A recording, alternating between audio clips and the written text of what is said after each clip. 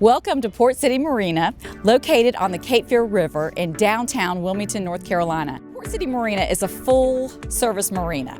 So first of all, you show up with your boat and you need to fuel it up. What are you going to do? Well, you're going to go to the face dock, which is on the Cape Fear River, easy in and out, can accommodate vessels, deep draft vessels up to 400 feet in length. But you have all of your gasoline and diesel fuel available right there on the face dock. And let's say you've been on your boat for a while and you want to take a really good shower.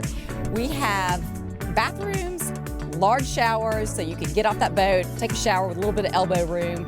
And then if you need to wash some clothes, towels, that kind of thing, there's also a washer and dryer in the marina office. And of course we have Wi-Fi if you need to get off your boat and do some work. So I pull up in my boat and I need to dock it. What do I do to get some help? Well, the thought of you docking a boat's scary for starters. But these guys, that's the great thing about a full-service marina. Taylor and his staff are on call 7 days a week.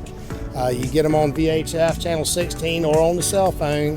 They'll get somebody out here to help you get in your slip, or they'll get somebody over to the fuel dock to assist you.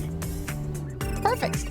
One of the coolest things about Port City Marina are the houseboats. So this is where you can come and have a short-term stay on the river. They're typically 2 bedrooms, 2 baths with a balcony, and it overlooks the river. Some of the houseboats even overlook the battleship. Sherri and I are standing in front of the Cove. The Cove is our houseboat community here at Port City Marina.